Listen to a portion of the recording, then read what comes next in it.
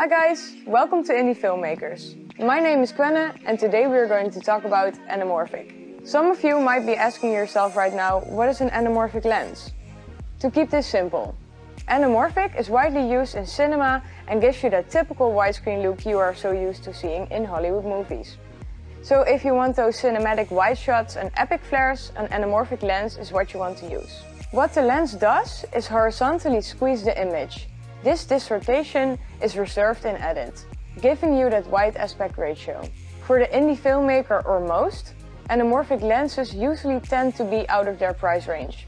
They normally cost thousands of dollars, and sure, there are some cheaper aftermarket solutions to the fake anamorphic look, but never really seem to cut it. So here comes Sirui with the first real affordable anamorphic lens, which is quite an achievement. It costs approximately $600, so filmmakers who are on a budget already own this lens and can create that epic look with flares and the wide cinematic shots. The lens is available in Sony E-mount, Fuji X-mount and Micro Four Third mount. So are there cons? A few.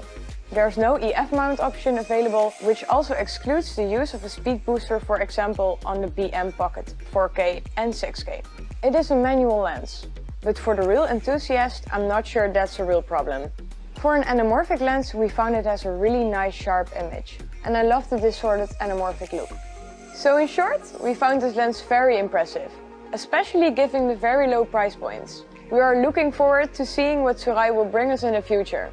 A lens with a wider angle would be very much welcome. Sirui is the only company with an anamorphic lens in this price range, which is amazing and finally opens up anamorphic to a much wider audience. Thanks for watching and see you in the next one.